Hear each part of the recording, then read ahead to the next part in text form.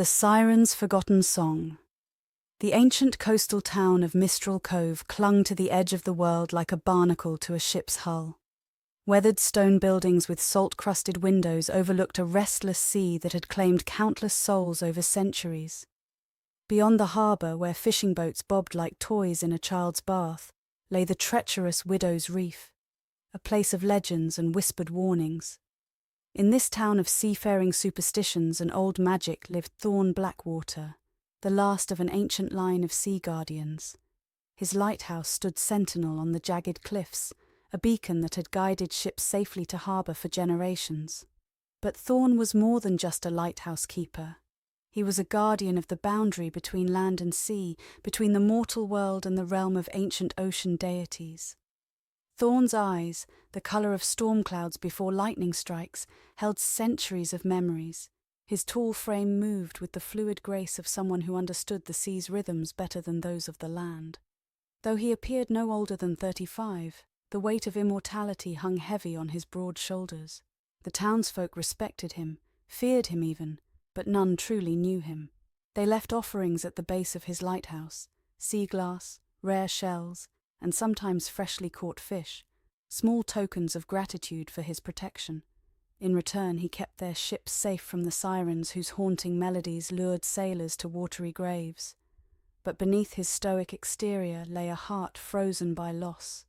Centuries ago he had loved a siren named Nerissa, whose voice could calm the fiercest storms and whose touch had thawed his immortal heart.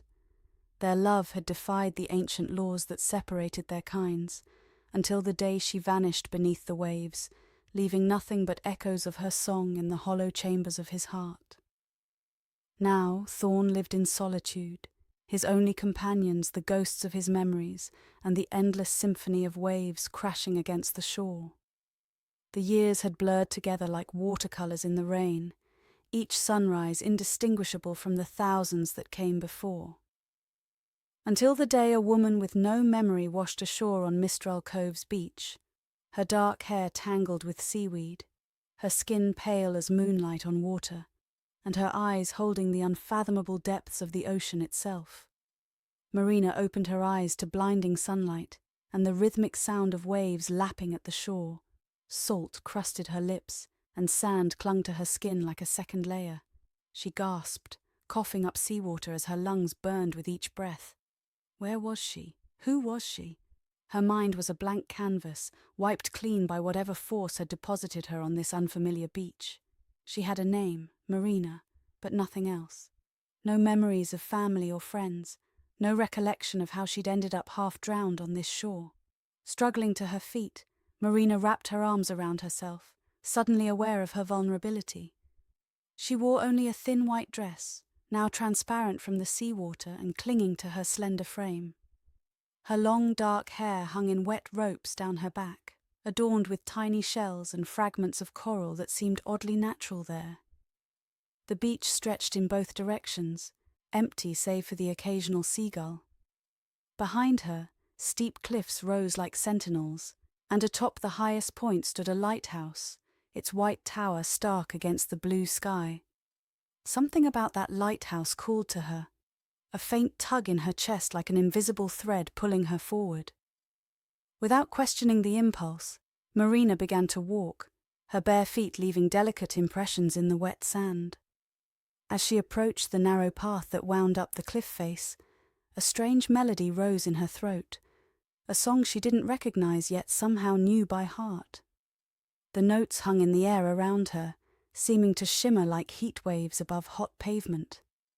When she stopped singing, startled by the otherworldly quality of her own voice, the silence felt heavier than before. The climb was arduous, her limbs weak and unsteady. By the time she reached the lighthouse, the sun had begun its descent toward the horizon, painting the sky in shades of amber and rose. Marina stood before the weathered door, her hand raised to knock, when it swung open of its own accord. A man stood in the doorway, tall and imposing, with eyes that reflected the stormy sea. For a moment neither spoke. Then recognition flashed across his face, not of her but of something about her, and he stepped back as if struck. "Impossible," he whispered, his voice rough like stones tumbling in the tide. Marina swayed on her feet, exhaustion finally claiming her. As darkness closed in around the edges of her vision, she managed a single question. "Do you know me?" Then she collapsed, falling forward into the arms of a stranger who looked at her as if he'd seen a ghost. Thorne carried the unconscious woman into his lighthouse, his mind reeling with impossible thoughts. She couldn't be Nerissa. He had searched the seas for centuries after her disappearance. Yet the resemblance was uncanny. The curve of her cheek, the fullness of her lips, the way her dark hair curled like waves around her face. He laid her gently on his bed, a simple frame with a mattress stuffed with dried seagrass. The room was sparse but clean, with windows that offered views of the endless ocean in every direction. Artifacts from his long life adorned the walls, maps of coastlines long changed by time, shells from creatures now extinct, a painting of a woman with eyes like the deepest ocean trenches. As he covered Marina with a blanket woven from soft wool, his fingers brushed against her skin. Unlike Nerissa's, which had always carried the cool touch of the deep sea, this woman's skin was warm, human. Yet when she had sung on the beach, yes, he had heard her, even from this distance. The notes had carried the unmistakable enchantment of a siren's call. Thorne moved to the window, gazing out at the darkening sea. The timing was no coincidence. 3 nights from now would mark the centennial of the Tide of Remembrance, when the boundary between mortal and immortal realms thinned, allowing passage between worlds. It was during this tide a century ago that Nerissa had vanished, leaving only a single scale from her tail, iridescent as an oil slick on water. He reached into his pocket, fingers closing around that scale, which he had carried with him every day since. It pulsed with a faint warmth, responding to the presence of the woman in his bed. "Who are you?" he murmured, turning back to study her sleeping form. "And what game are the sea gods playing now?" A soft knock at the door interrupted his thoughts. Opening it, he found Mrs. Holloway, the widow who brought him supplies each week. Her weathered face creased with concern as she peered around him, trying to glimpse the stranger. "Word travels fast in Mistral Cove," she said by way of explanation. "They're saying a woman came from the sea. Some are calling her a selkie, others a ghost." She handed him a bundle of clothes. "Thought she might need these. They belonged to my daughter before she moved to the mainland." Thorne accepted the bundle with a nod of thanks. "She's just a woman who needs help, nothing more." Mrs. Holloway's eyes, sharp despite her age, studied him carefully. "You've never been a good liar, Thorne Blackwater. Not in all the years I've known you, and my grandmother knew you before me, looking exactly as you do now." She patted his arm. "Whatever she is, be careful. The sea never gives without taking something in return." After she left, Thorne placed the clothes on a chair near the bed and resumed his vigil by the window. Night fell completely, and still Marina slept, her breathing deep and even. Occasionally she would murmur in her sleep, words in a language no human tongue had spoken for millennia, the ancient language of the sea folk. Thorne's heart constricted. He had loved Nerissa with the fierce devotion of a man who had found his other half after centuries of solitude. Her disappearance had left him hollow, a shell filled only with the sound of waves and wind. He had sworn never to open himself to such pain again. Yet here was this woman, carrying echoes of his lost love in her face, in her voice, in the very way she breathed. Was she a cruel joke sent by the sea gods, a test, or something else entirely, a second chance he had never dared to hope for? As moonlight spilled through the windows, casting silver patterns across Marina's sleeping form, Thorne made a decision. He would help her recover her memories, discover who or what she truly was, and then he would send her away, back to wherever she belonged. His heart could not survive being broken twice by the same soul. Marina awoke to the scent of salt and herbs. Sunlight streamed through windows that offered dizzying views of sky and sea. For a moment panic seized her. Where was she? Then the events of the previous day came rushing back. The beach, the lighthouse, the man with storm cloud eyes. She sat up slowly, noticing the bundle of clothes beside the bed. After changing into the simple dress and cardigan, she followed the aroma of cooking food down a spiral staircase to the lighthouse's main room. Thorne stood at a small stove, his back to her as he stirred something in a cast-iron pot. The space was circular, lined with bookshelves that sagged under the weight of ancient tomes. Maps covered one wall, marked with symbols she didn't recognize yet somehow understood. Dangerous currents, hidden reefs, places where the veil between worlds grew thin. "You should be resting," Thorne said without turning, somehow sensing her presence. "I've rested enough," Marina replied, her voice stronger than she expected. "Thank you for helping me." He turned then, regarding her with those penetrating eyes. "Do you remember anything? Your name? Where you're from?" "Marina," she said.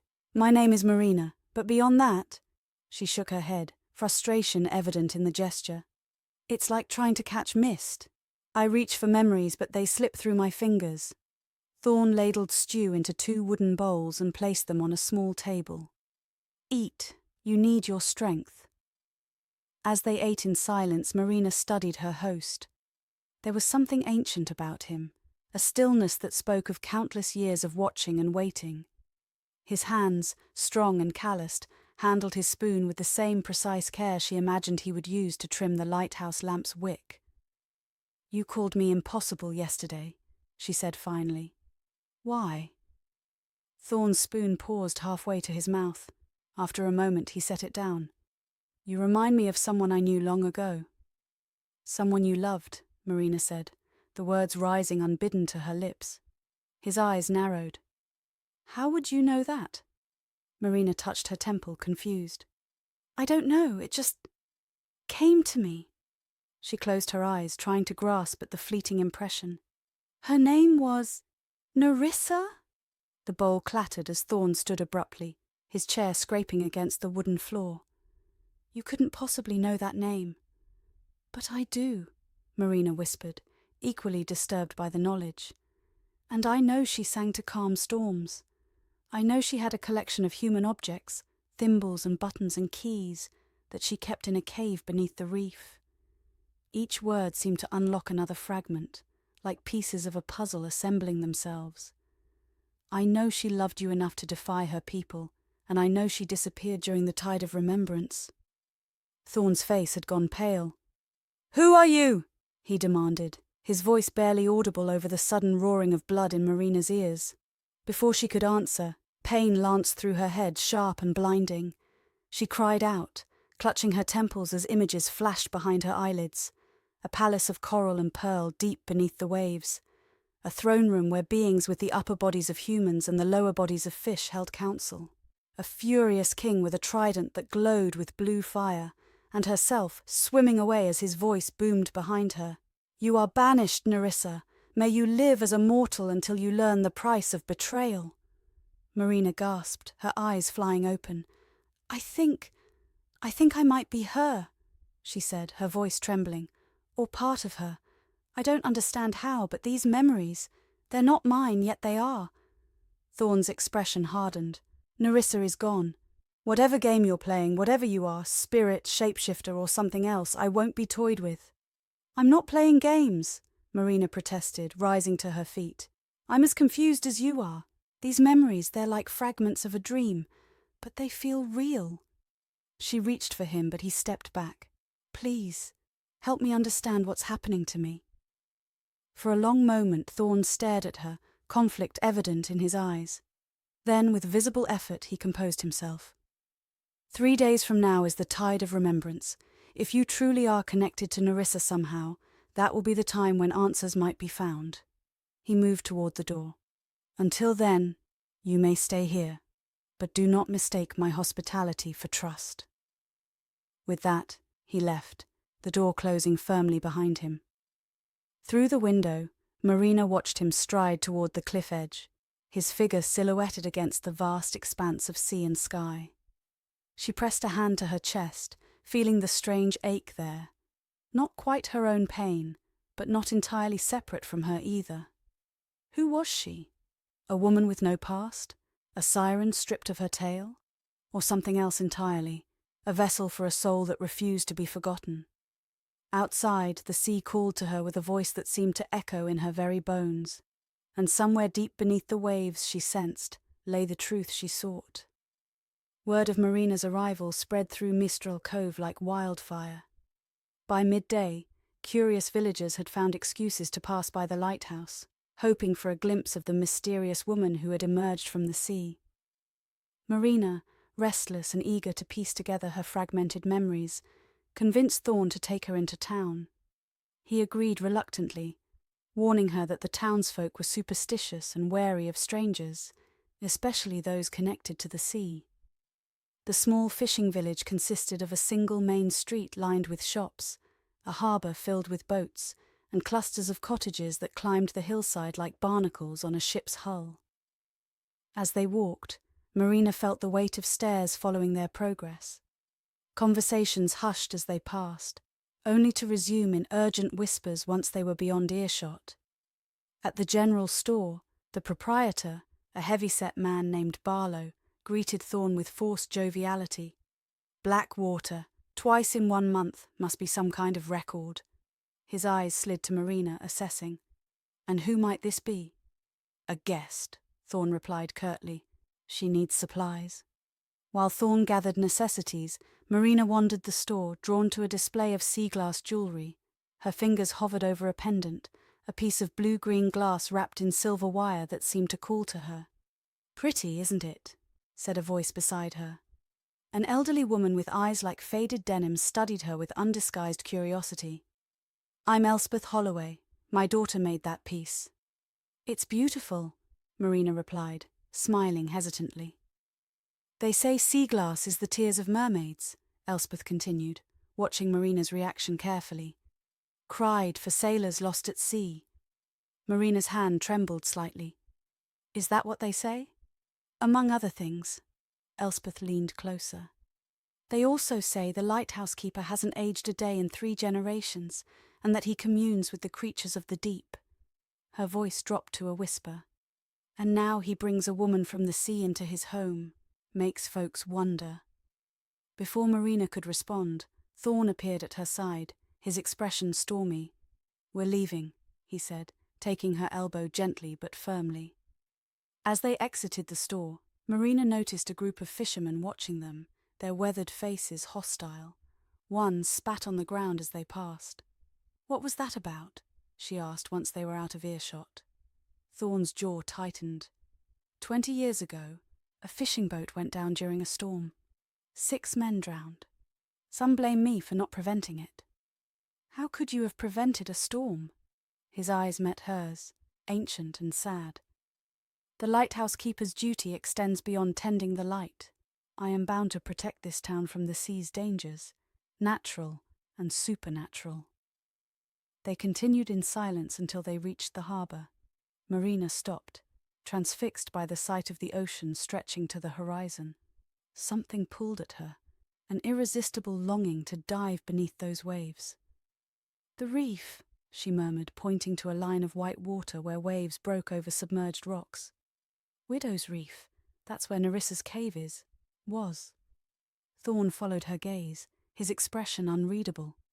"No human can reach that cave.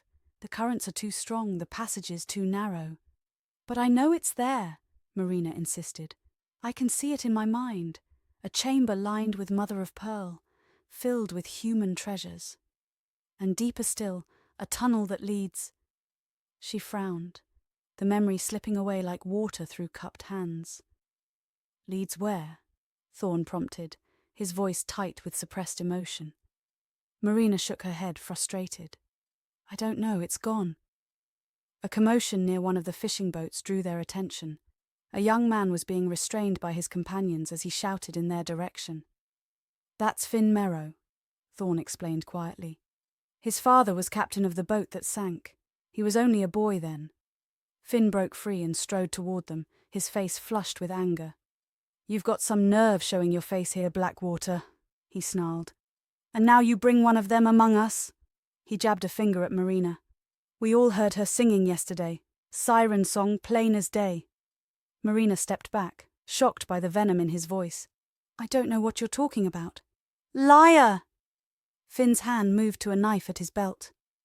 "My father told me about your kind before he sailed that day. Said he'd seen one of you speaking with the lighthouse keeper. Said there were rumors about unnatural alliances." Thorne moved in front of Marina, his posture deceptively relaxed but radiating danger. "That's enough, Finn. Your quarrel is with me, not her." "My quarrel is with anything that comes from that cursed sea," Finn retorted. "You may have the rest of the town fooled with your Protector Act, but some of us know the truth. You're in league with them, the ones who sing men to their deaths." Other fishermen had gathered now, some nodding in agreement, others looking uncomfortable. Thorne surveyed them calmly, but Marina could sense the tension coiled within him. "The sea took your father, Finn, and for that, you have my deepest sympathy," Thorne said, his voice carrying to all present.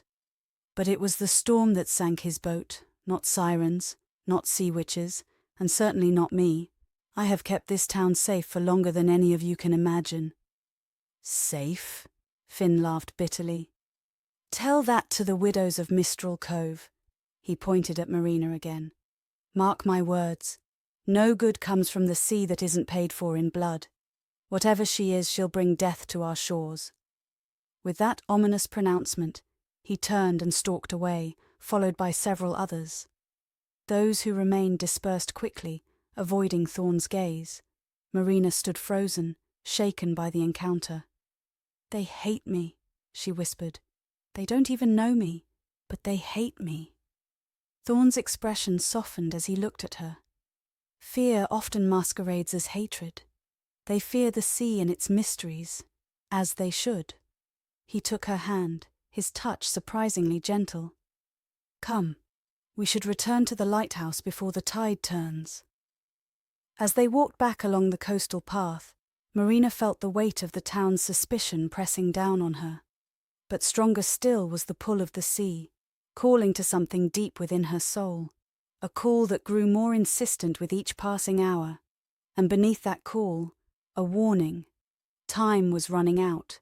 The tide of remembrance approached, and with it, a reckoning she could feel in her bones was coming.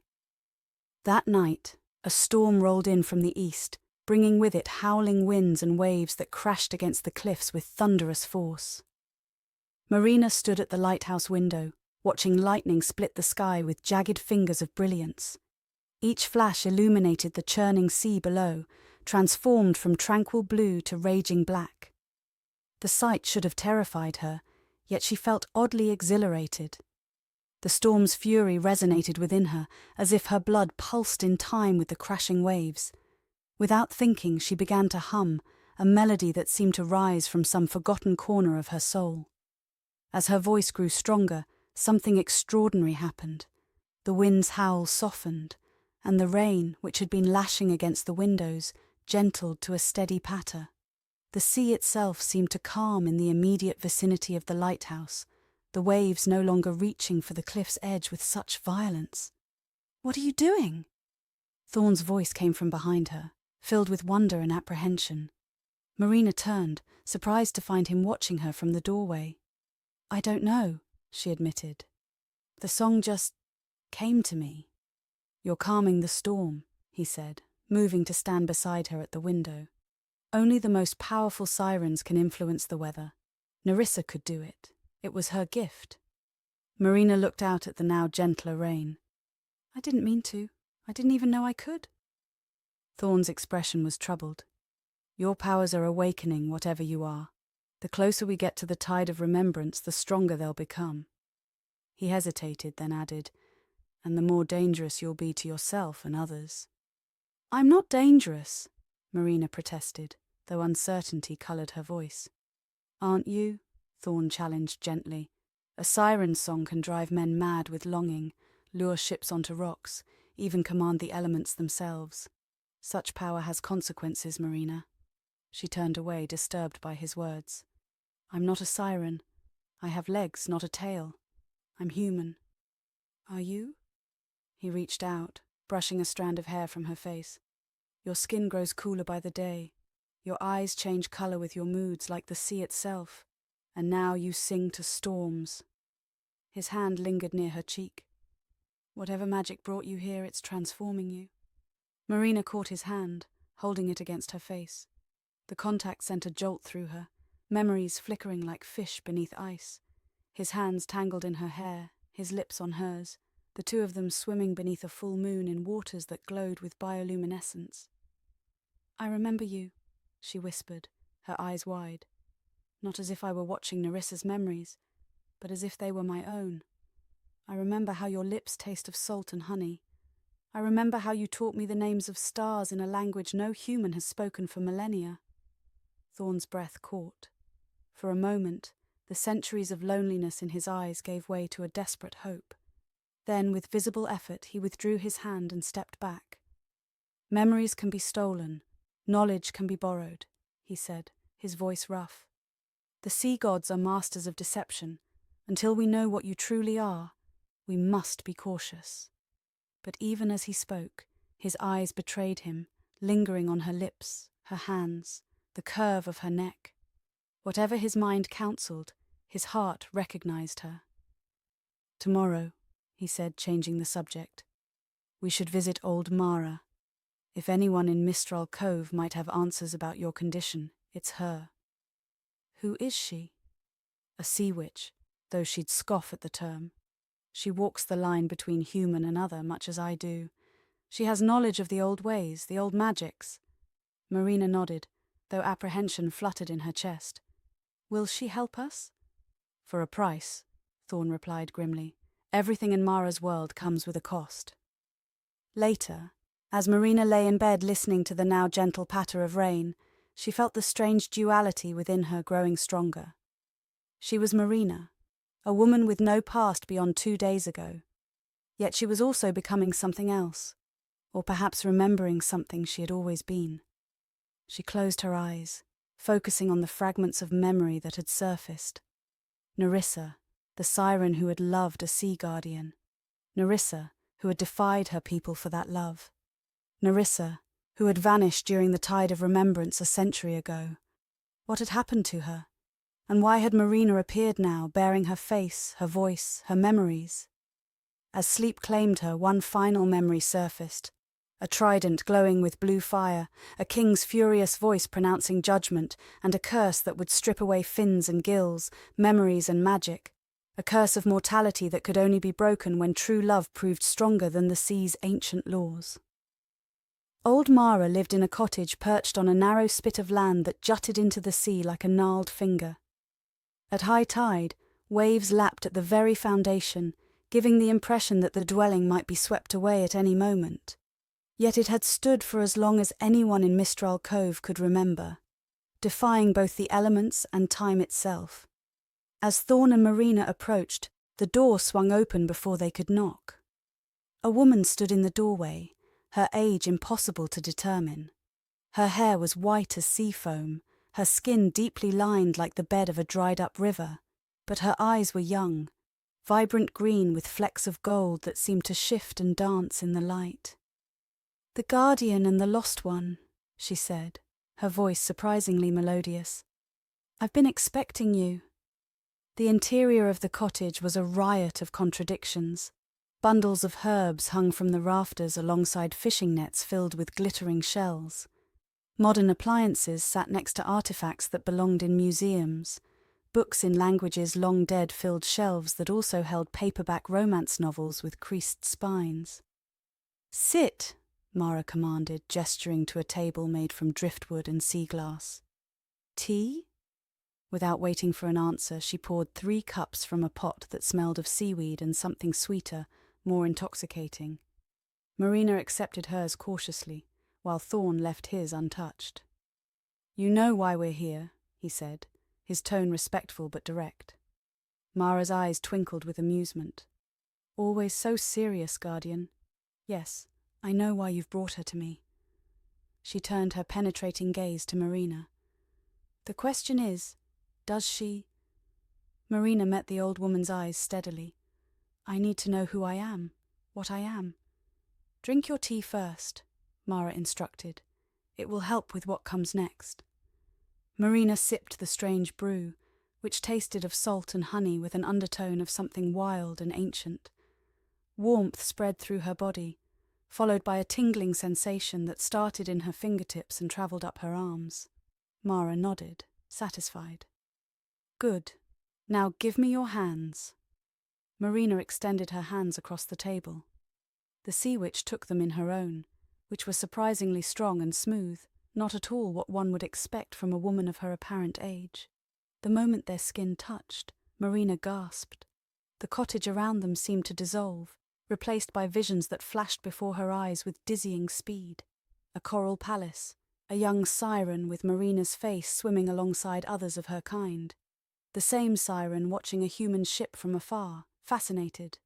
Thorne, younger but still immortal, diving into dangerous waters to save a drowning child. The siren, Nerissa, revealing herself to him. Their secret meetings over months that turned to years. Their love blossoming despite the ancient laws that forbade it.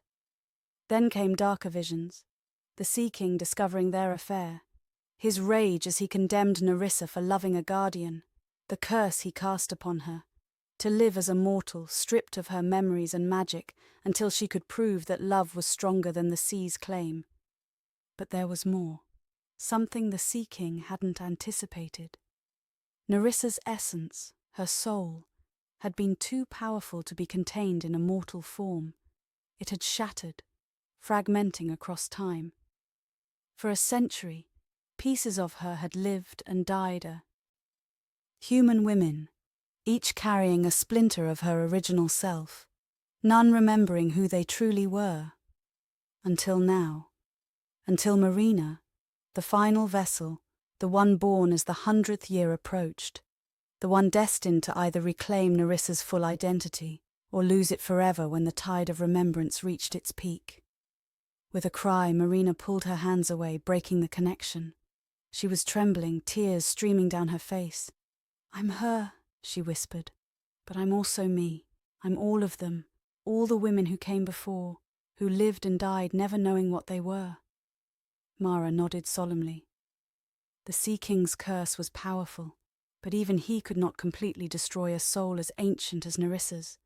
So it fragmented, each piece living a human life, gathering experiences, emotions, strengths, and now in you, they have all converged. Thorne, who had been watching with growing concern, leaned forward. "Can she break the curse? Can she become whole again?" The sea witch's expression grew grave. "That depends on what you mean by whole, Guardian. She can never again be only the siren you loved. She is now something new, part Nerissa, part Marina, part all the others who carried fragments of her soul." "But the curse itself," Marina pressed. "Can it be broken?" "All curses can be broken," Mara replied, "but the price is often higher than one expects to pay." She rose, moving to a cabinet from which she withdrew a small wooden box inlaid with mother of pearl. "The tide of remembrance reaches its peak tomorrow night. At that moment, the veil between worlds will be at its thinnest. You must return to the place where Nerissa was cursed, the Sea King's throne room beneath Widow's Reef." She opened the box, revealing a necklace made of tiny shells strung on what looked like spun silver. "This will allow you to breathe underwater for one night only. But be warned, entering the Sea King's domain uninvited is an act of defiance that carries its own consequences." Marina reached for the necklace, but Mara closed the box before she could touch it. "Not so fast, Lost One. I told you everything here comes with a price." "Name it," Thorne said, his voice hard. Mara's eyes gleamed. "From you, Guardian, I want a truth you've never spoken aloud, and from her, a promise." Thorne's jaw tightened, but he nodded. "What truth would you have from me? Tell me why you continue your vigil century after century. Tell me what binds you to this place when you could walk away, find peace in some distant land where the sea's song couldn't reach you." For a long moment Thorne was silent, his expression unreadable. Then, his voice low and raw with emotion, he answered, "I stay because I failed her. I knew the laws, knew the risks, yet I encouraged our love. When the Sea King discovered us, I should have been there to protect her. Instead, I was tending the lighthouse, keeping human ships safe while she faced his wrath alone. His hands clenched into fists. I stay because every ship I guide to safety, every life I save is an atonement for the one life I couldn't protect, the only one that ever truly mattered to me. Mara nodded, seemingly satisfied. A truth indeed, and one that has festered too long unspoken. She turned to Marina. And now for your promise. What would you have me promise? Marina asked warily. When you face the Sea King, when the moment comes to choose, and it will come, promise that you will choose with your whole heart, not just the part that remembers being Nerissa. Honor all that you are now, not just what you once were. Marina frowned, confused by the cryptic request. I promise, she said finally. I will honor all that I am. Mara handed her the box containing the necklace. Remember your promise when the time comes. The heart knows truths the mind cannot comprehend. As they prepared to leave, the Sea Witch caught Marina's arm. One last thing, lost one. The Sea King's magic is powerful, but it is bound by laws older than he is. True love freely given and freely returned can break any curse, but only if both parties are willing to sacrifice everything for it. Outside, as they walked back toward the lighthouse, Marina clutched the box containing the necklace. What did she mean about choosing with my whole heart? What choice will I have to make? Thorne's expression was troubled. I don't know. Sea witches speak in riddles by nature. He looked out toward Widow's Reef, where waves crashed in a display of the ocean's raw power. But I fear we'll find out soon enough. That night, as the eve of the Tide of Remembrance approached, neither slept well. Marina's dreams were filled with visions of the women she had been. Dozens of lives, each unique yet connected by an invisible thread.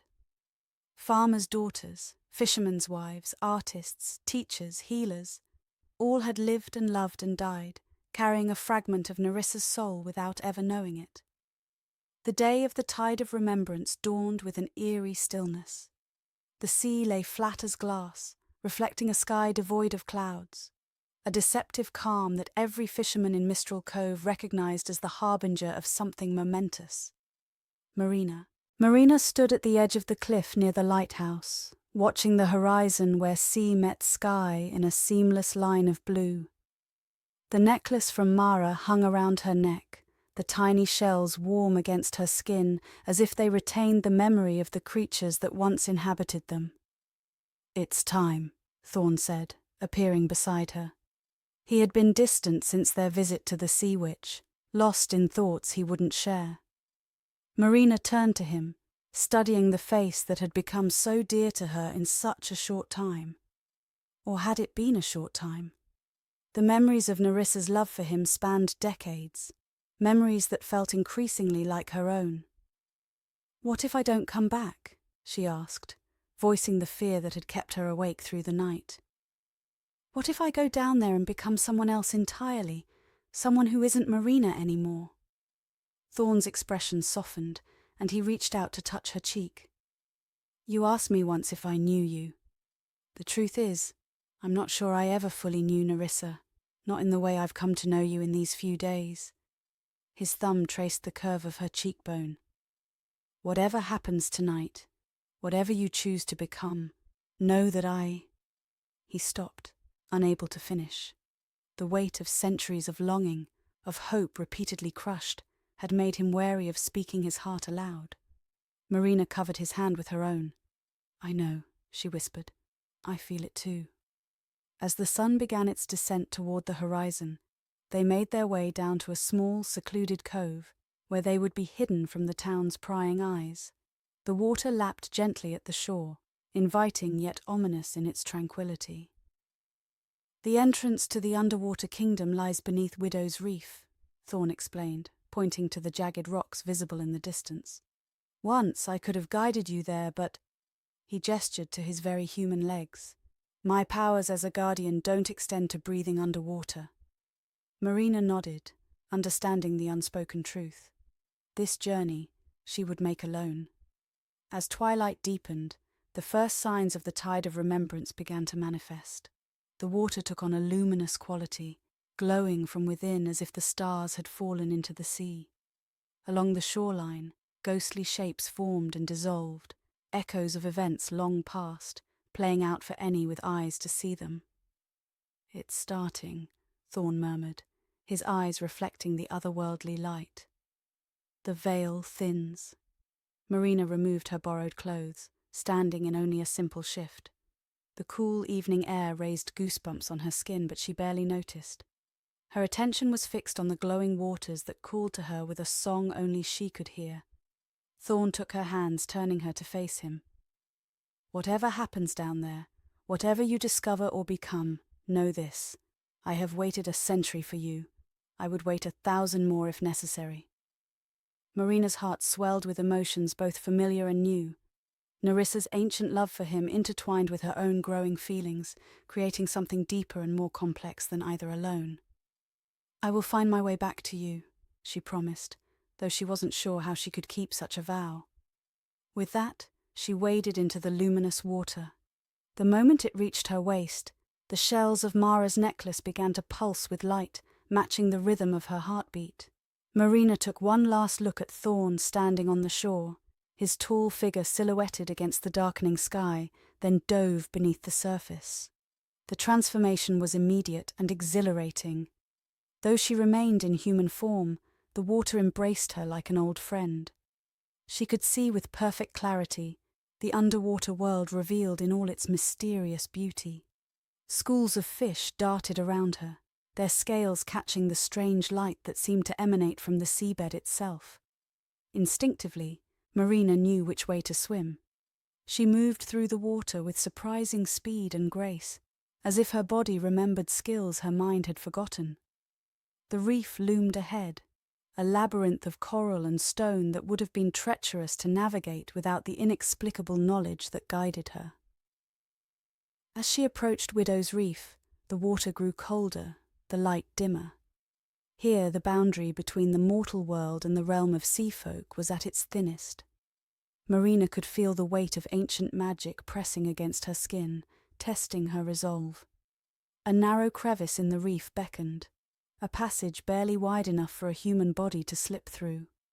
Without hesitation, Marina swam into the darkness, guided by a memory older than herself. The tunnel twisted and turned, descending deeper until it should have been pitch black, yet a faint blue luminescence lined the walls, providing just enough light to see. Finally, the passage widened, opening into a vast underwater cavern that took Marina's breath away. The chamber was exactly as she had seen in her visions, walls lined with mother of pearl that caught and reflected light in rainbow hues, the floor covered in treasures from the human world, thimbles and buttons, keys and coins, pocket watches and music boxes, all arranged with meticulous care. Nerissa's collection, her sanctuary. Marina swam to the center of the cave, turning slowly to take it all in. Each object sparked a memory, the silver thimble from a seamstress who had shown kindness to a strange girl on a stormy night, the brass key that had once opened a music hall where Nerissa would listen, entranced, to human melodies, the pocket watch given by a dying sailor whom she had tried and failed to save. As she touched each item, the memories grew stronger, more vivid. She was no longer just remembering Nerissa's experiences. She was reliving them, feeling the emotions as if they were her own. Joy, curiosity, sorrow, wonder, each sensation washed over her, filling in the empty spaces of her fractured identity. At the far end of the cave, partially hidden behind a curtain of swaying seaweed, was another tunnel, the one that led deeper, to the Sea King's domain. Marina hesitated, suddenly afraid. To go further meant confronting the being who had cursed Nerissa, who had scattered her essence across a century of mortal lives. But she had come too far to turn back now. Taking a deep breath, the necklace's magic still allowing her to breathe underwater, Marina swam through the hidden passage. This tunnel was different from the first, its walls smooth and straight, as if carved by intelligent hands rather than formed by natural forces. It sloped downward at a gentle angle, leading her deeper into the earth's embrace. After what seemed like an eternity of swimming through the blue-lit darkness, Marina emerged into a vast open space that defied all logic. It was an underwater city, sprawling across the ocean floor in a riot of coral architecture and bioluminescent gardens. Structures that resembled palaces and temples rose in graceful spires, their surfaces encrusted with pearls and living coral that glowed with inner light. And swimming through this impossible cityscape were the sea folk, dozens, perhaps hundreds of them. Their upper bodies were human in form, though their skin shimmered with subtle patterns of scales in blues and greens and purples. Below the waist, powerful tails propelled them through the water with effortless grace. Sirens, merfolk, the stuff of human legends, living and thriving in a kingdom hidden from mortal eyes. Marina froze, suddenly aware of how out of place she must appear, a human woman in a simple shift, floating amidst creatures of myth and magic. Yet none seemed to notice her. They swam past as if she were invisible, going about their business with no acknowledgement of the intruder in their midst. Then she understood. The Tide of Remembrance had made her a ghost in their world, present but not fully manifested. She could observe but not interact, at least not yet. Following an instinct she couldn't explain, Marina swam toward the center of the underwater city, where a massive structure dominated the landscape. Unlike the other buildings, which were formed from living coral in shades of pink and orange and white, this palace was constructed from black coral, its surface gleaming like polished obsidian. The Sea King's throne room. As she approached, the water around her grew noticeably colder. The shells of Mara's necklace pulsed faster against her skin, warning of danger ahead. But Marina pressed on, drawn by a compulsion stronger than fear. The entrance to the palace was unguarded. No doors barred her way, only a massive archway carved with symbols that seemed to shift and change as she passed beneath them. Inside, corridors branched in all directions, but Marina didn't hesitate. She knew exactly where to go.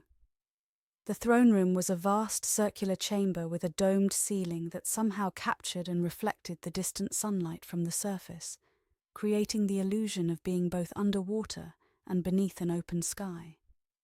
At its center, on a dais of black coral inlaid with mother of pearl, sat a massive throne carved from a single piece of blue-green stone that seemed to contain the essence of the sea itself. And upon that throne sat the Sea King. He was not what Marina had expected. In her fragmented memories, he had appeared as a towering figure of rage and power. The being before her was certainly powerful. That much was evident in the aura of ancient magic that surrounded him, but he seemed tired. His face, though handsome in a severe way, bore to the weight of countless years. His long silver hair floated around his head like a crown of moonlight, and his tail, a deep indigo that faded to black at the fins, curled beneath him with a restless energy that belied his otherwise still posture. In his hand, he held a trident that glowed with blue fire, the weapon from Marina's vision, the instrument of Nerissa's curse. As she drifted closer, the Sea King's head snapped up, his eyes, the color of the deepest ocean trenches, fixing directly on her. Unlike the other sea folk, he could see her. "So," he said, his voice resonating through the water with a power that made Marina's bones vibrate. "The last fragment returns, drawn by the Tide of Remembrance." He leaned forward, studying her with ancient eyes. "Come closer, daughter. Let me see what a century of mortal existence has made of you." Daughter. The word echoed in Marina's mind, unlocking yet another piece of the puzzle. Nerissa had not merely been a siren who defied the Sea King's laws. She had been his daughter, a princess of the underwater realm. Marina swam forward, stopping a respectful distance from the throne. "I've come for answers," she said, surprised by the steadiness of her own voice. The Sea King's laugh was like the rumble of distant thunder. "Answers? You've come for far more than that, whether you know it or not." He rose from his throne, his tail transforming into legs as he stood. a display of magic that reminded Marina that the division between human and siren was perhaps not as fixed as legends claimed. "You've come to force my hand, to make me choose between my pride and my love for a daughter long lost." He descended from the dais, circling Marina with a predator's grace. "Look at you, human in form, yet carrying the essence of a siren princess, neither one thing nor the other. A century ago, I thought my curse would teach Nerissa the folly of loving a guardian, of defying the ancient laws that separate our kinds." His expression softened slightly. "Instead, it taught me the price of pride." Marina turned to follow his movement, unwilling to let him out of her sight. "The curse, can it be broken?" "All curses can be broken," the Sea King replied, echoing Mara's words. "The question is whether breaking it would be a mercy or a cruelty." He stopped before her, his gaze penetrating. "Tell me, last fragment, what do you want? To reclaim Nerissa's identity, her power, her immortality? To return to a father who banished you in a moment of rage? Or have you come for something else entirely?" The question struck at the heart of Marina's confusion. What did she want? To be Nerissa again? A siren princess with the power to calm storms and an eternity to spend with the man she loved? Or to remain Marina, human and mortal but with a life of her own making? Or was there another possibility, one that honoured both aspects of her fragmented self? Before she could answer, the water around them began to shimmer and pulse with an intensifying light. The Sea King looked up, his expression grave. "The tide reaches its peak," he said. "The moment of choice is upon us." The light grew brighter, coalescing into a swirling vortex that surrounded Marina. Within its luminous currents she saw faces, dozens of them, women of all ages and eras, each bearing a subtle resemblance to herself. The fragments of Nerissa's soul, the lives lived and lost over the past century. Their voices whispered to her, a chorus of experiences and emotions that threatened to overwhelm her. Each had loved in her own way, had found joy and endured sorrow, had lived fully despite carrying only a splinter of a greater soul. And among those voices, growing stronger by the moment, was Nerissa's, the original siren princess, reaching across time to reclaim her scattered essence. Marina felt herself beginning to dissolve, her identity merging with the others in a kaleidoscope of memories and desires. It would be so easy to surrender, to let Nerissa take control, to become merely the final vessel for a soul seeking wholeness. But Mara's words echoed in her mind. "Promise that you will choose with your whole heart, not just the part that remembers being Nerissa. Honor all that you are now, not just what you once were." With tremendous effort, Marina reasserted her own consciousness, not fighting against the others but embracing them, acknowledging them as parts of herself while refusing to be subsumed. "I choose both," she declared, her voice carrying a power that surprised even the Sea King. "I am Marina, but I am also Nerissa and all the others who came between. I choose to honor every life, every experience that has shaped this soul." The vortex of light pulsed, responding to her declaration. The Sea King watched, his expression unreadable. "And what of your immortality?" he asked. "What of your place in this kingdom? Would you reclaim your birthright as a princess of the sea?" Marina thought of Thorne waiting on the shore, of the life they might build together. She thought of the simple joys of human existence, the warmth of sunlight on skin, the taste of food, the bittersweetness of a life made precious by its finite nature. "I choose a middle path," she said finally. "Not fully siren, not fully human, but something new, something that honors both worlds." The Sea King's eyes widened slightly, a flicker of respect crossing his features. "And the guardian? What of him?" "I love him," Marina said simply. "As Nerissa loved him, as I have come to love him in my own right. That has not changed across a century of separation." For a long moment, the Sea King was silent, the weight of his ancient power pressing against Marina like the ocean's depth. Then, with a gesture both regal and weary, he raised his trident. "So be it," he declared. The curse is broken, but not reversed. What was scattered cannot be fully reassembled. You will remain as you are, Marina with the memories and certain gifts of Nerissa, but mortal in your lifespan. His eyes held a hint of sorrow. This is both my final punishment and my pardon, daughter.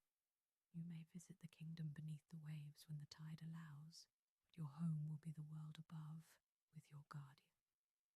The blue fire of the trident flared, gulfing Marina in its cool flames. She felt the magic washing through her, not changing her but settling something within her, reconciling the fragments of her soul into a new whole. As the fire faded, the Sea King approached, placing a hand on her cheek in a gesture of surprising tenderness. Tell your guardian that the ancient laws have served their purpose. His vigil is ended. He is free to choose his own path now, as are you. With those words, the throne room began to fade around Marina, the underwater city dissolving like mist before the morning sun. The tide of remembrance was ebbing, the veil between worlds thickening once more. The last thing she saw was the Sea King returning to his throne, a solitary figure bearing the weight of an ocean's worth of regrets. Thorne had not moved from his position on the shore, though hours had passed since Marina disappeared beneath the waves. The tide of remembrance had transformed the night around him. Ghostly ships sailed across the water's surface. Transparent figures walked the beach. Echoes of past events playing out in ethereal silence. He had seen this phenomenon 100 times before, but never with such intensity. The veil between worlds was thinner than he had ever experienced, a sign of the momentous nature of this particular tide. As midnight approached, the luminescence of the water reached its peak, the entire bay glowing as if the stars themselves had descended to dance upon the waves. Thorne's heart pounded with a hope he dared not name, his eyes scanning the water for any sign of Marina's return. Then, just as the distant church bell began to toll the midnight hour, the sea before him parted. Marina rose from the depths like a vision from a mariner's dream, water cascading from her body in silver rivulets, her hair adorned with tiny shells that caught the otherworldly light. But it was her eyes that captured Thorne's attention, still Marina's in their kindness and determination, yet now holding depths that spoke of Nerissa's ancient wisdom as well. Not one soul or the other, but a perfect melding of both. She walked toward him across the water's surface, each step creating ripples of light that spread outward like the rings from a stone cast into a still pond. When she reached the shallows, her feet touched sand, and she moved forward with the natural grace of a woman comfortable in her own skin. Thorne stood frozen, afraid to move lest the vision dissolve like sea foam in the sun. "Marina," he whispered, his voice rough with emotion. "Or is it Nerissa now?" She smiled, the expression both familiar and new. "Both," she replied, reaching for his hands. "And neither. I am who I have always been, and who I was meant to become." Her touch was warm, human warm, yet there was a hint of something otherworldly in the subtle shimmer of her skin, in the way her eyes reflected the moonlight. "The Sea King?" Thorne asked, his thumb tracing circles on the back of her hand. "He has lifted the curse but not reversed it," Marina explained. "I remain mortal, but with the memories of Nerissa and certain gifts." As if to demonstrate, she hummed a few notes, and the sea around them calmed further, the waves gentling to mere ripples. He also gave me a message for you. Your vigil is ended. The ancient laws have served their purpose. You are free to choose your own path now. Thorne's breath caught. For centuries he had been bound to the Lighthouse, to the duty of protecting Mistral Cove from the sea's dangers. The possibility of freedom was almost too vast to comprehend. "And what path would you choose?" he asked, his voice barely audible above the soft lapping of waves against the shore. Marina stepped closer, her free hand rising to touch his face. "One that we walk together," she said simply. "Whether that's here in Mistral Cove or somewhere far away. Whether it's for the span of a mortal lifetime or something longer. for I suspect the Sea King's magic has granted me more years than most humans enjoy, even if not immortality. Thorne closed his eyes, leaning into her touch. A century of loneliness, of guilt and regret, seemed to lift from his shoulders like a physical weight. When he opened his eyes again, they shone with a light that matched the luminescence of the tide. "I would follow you anywhere," he said, his voice thick with emotion. "But perhaps we might stay, at least for a while. This town has been my home for longer than I can remember, and I think perhaps it could use both a lighthouse keeper and a woman who can sing to storms." Marina smiled, remembering the suspicious faces of the townspeople, the anger of young Finn Merrow. "It won't be easy. They fear what they don't understand." "Then we'll help them understand," Thorne replied, drawing her into his arms. One day at a time, one storm calmed, one ship guided safely to harbour. As they stood together on the shore, the tide of remembrance began to ebb. The ghostly ships faded, the luminescence of the water dimmed, and the veil between worlds thickened once more. But something of the magic remained. In the way Marina's eyes caught the moonlight, in the subtle shift of the waves as they responded to her presence, in the promise of a future neither had dared to hope for. Thorne bent his head, his lips finding hers in a kiss that bridged centuries of separation. It was both an ending and a beginning, the conclusion of a curse that had scattered a soul across time, and the first moment of a new life forged from fragments made whole. As they walked hand in hand toward the lighthouse, its beams sweeping across the now calm sea, Marina felt the various pieces of herself settling into a new harmony. She was neither fully the Siren princess who had defied her father's laws, nor simply the woman who had washed ashore with no memories. She was something new, something that honoured both aspects of her soul while charting a course uniquely her own. And beside her walked the man who had waited a century for her return, his patience rewarded not with the exact love he had lost, but with something perhaps more precious, a love that had endured fragmentation, mortality, and the passage of time itself, emerging stronger for the journey. Above them, stars wheeled in their ancient patterns, bearing witness to a truth as old as the sea itself, that love, like water, finds its way through any barrier, reshaping itself to the contours of circumstance without losing its essential nature. In the distance, the first light of dawn touched the horizon, painting the sky in shades of hope. Mistral Cove had changed in subtle but significant ways.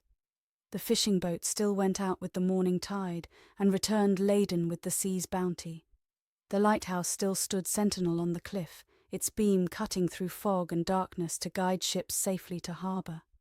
But now, when storms threatened, a woman's voice could sometimes be heard rising above the wind, a melody that calmed the waves and turned deadly gales into manageable breezes. The fishermen, once suspicious, had grown to appreciate the extra days at sea this strange blessing afforded them. Even Finn Merrow had softened his stance, especially after Marina had sung his own boat through a squall that would have claimed it otherwise. Old hatreds died slowly in a town like Mistral Cove, but they did die, replaced by a cautious acceptance that sometimes expanded into genuine warmth. The lighthouse keeper and his wife, for Thorne and Marina had married in a simple ceremony on the beach at the turn of the tide, had become fixtures in the town's life.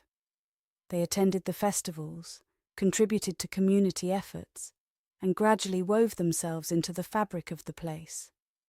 On this particular evening, as sunset painted the sky in shades of gold and rose, they stood together on the lighthouse balcony, watching a ship make its way into the harbour below.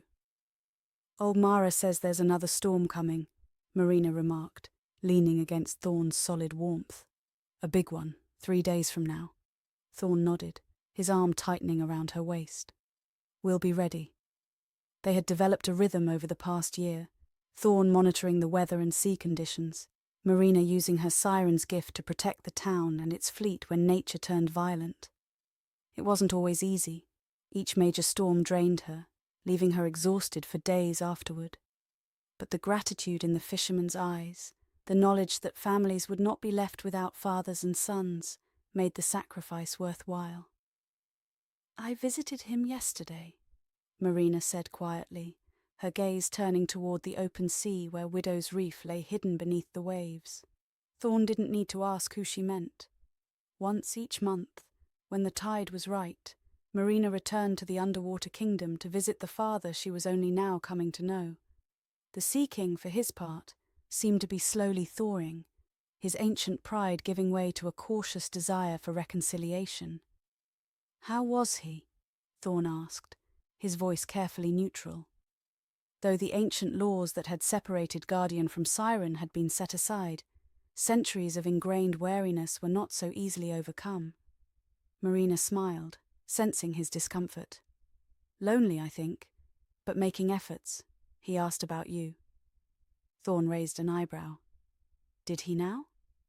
"He suggested that perhaps, at the next Tide of Remembrance, you might accompany me."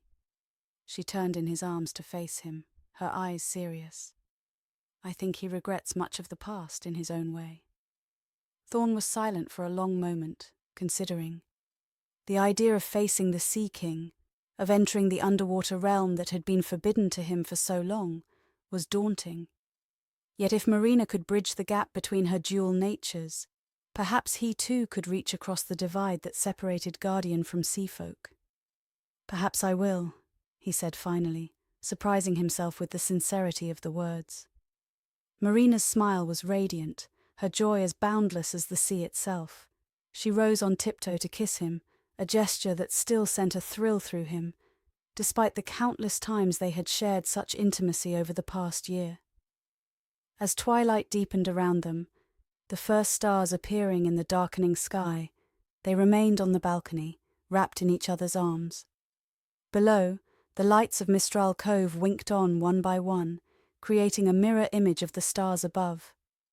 Marina began to hum softly, a melody that seemed to blend with the rhythm of the waves against the shore. It was neither fully a siren song nor a human lullaby, but something in between, much like Marina herself. Thorne closed his eyes, letting the music wash over him. After centuries of solitude, of watching the world change while he remained static, he had found not just love but a new purpose. Together they were creating something that had never existed before, a bridge between land and sea, between mortal and immortal, between past and future. And in that creation lay a kind of magic more powerful than any curse or blessing, the magic of choosing one's own path, of forging a life that honored the past while embracing the possibility of what was yet to come.